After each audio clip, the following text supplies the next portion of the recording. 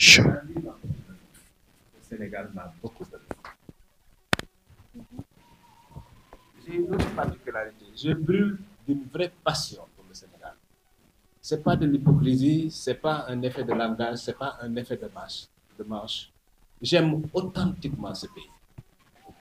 J'ai le choix. Je peux travailler où je veux. J'ai une qualification pour enseigner au niveau universitaire en géopolitique. Il y a une qualification pour travailler dans tous les médias du monde. Parce que Dieu merci, j'ai un niveau aligné sur le standard international le plus élevé. C'est Dieu qui en a décidé ainsi. J'ai choisi de rester et de travailler au Sénégal. C'est un choix de vie.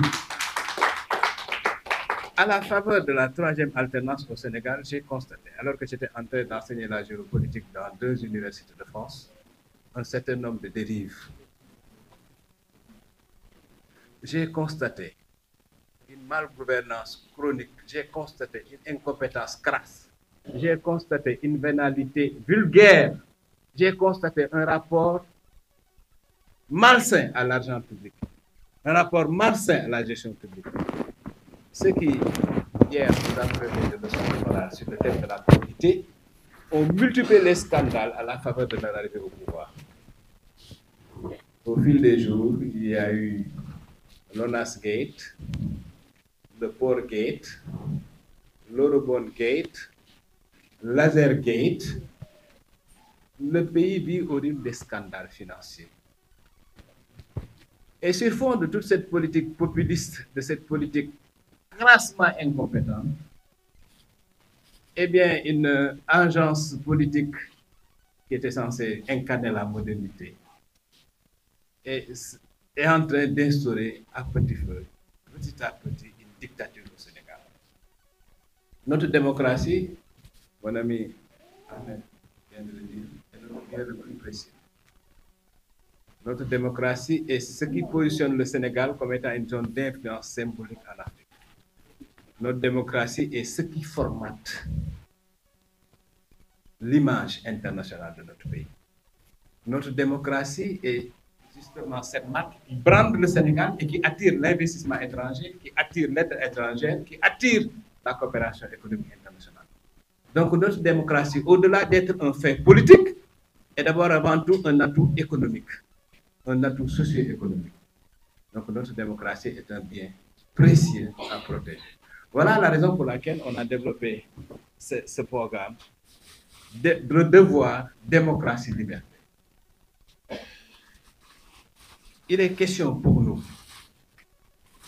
ici, des différentes fractions de la vie de notre pays. Lui est homme d'affaires. Madame Soulaïla est femme politique. Consultante.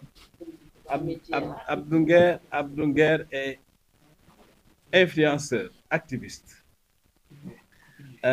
couturier. Abou Diallo est un activiste, un militant religieux. Lui est un homme de médias reconnu. Lui gère une entreprise dans le domaine de la couture aux États-Unis.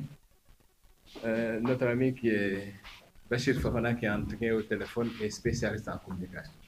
Donc, ces différents profils qui, à un moment donné de l'évolution de ce pays, se sont retrouvés, se sont concertés, ont discuté, ont décidé dans le cadre de C221, Citoyenneté Sénégal, de développer un programme spécial d'EDL, dont le seul objectif est de protéger les intérêts stratégiques de ce pays.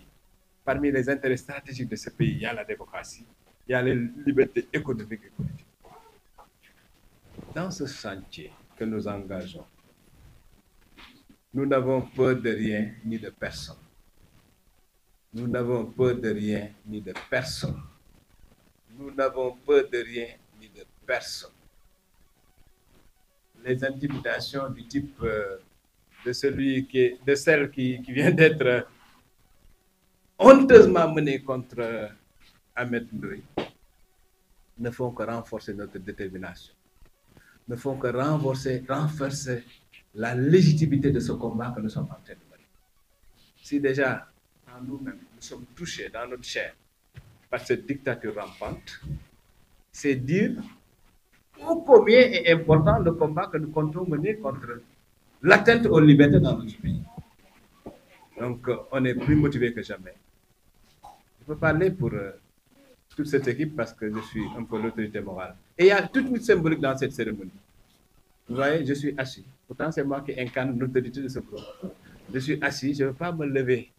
Je ne veux pas les surplomber. Pourquoi? Parce que dans ma définition, un chef, c'est passé de mode. Un chef, c'est suranné. Un chef, c'est traditionnel. Un leader, c'est moderne. Moi, je ne suis pas un chef. Je suis un leader. Et la différence est fondamentale entre le chef et le leader. Eh bien, moi qui incarne ce groupe, il faut que les gens sachent que je suis formaté. Dieu m'a muni d'un disque dur qui ne sait pas lire la peur.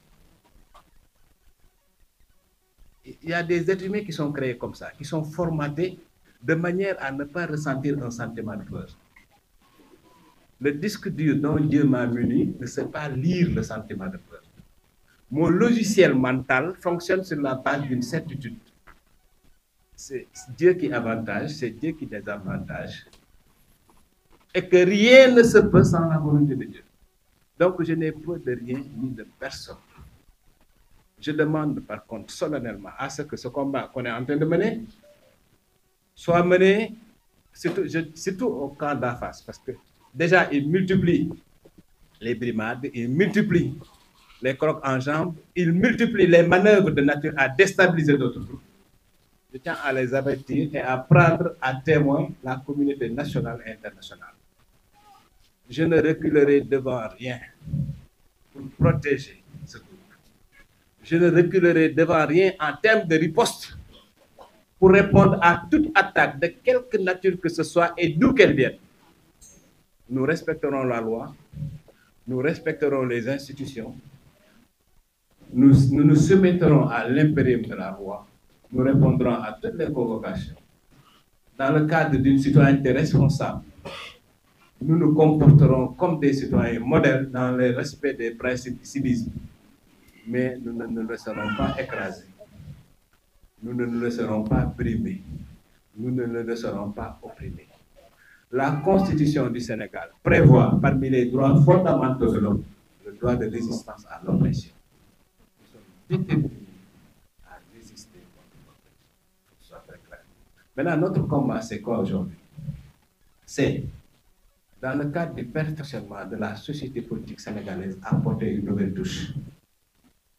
Les politiciens, pendant 64 ans d'indépendance, ont tenu en otage ce pays pour un résultat plus médiocre que la médiocrité.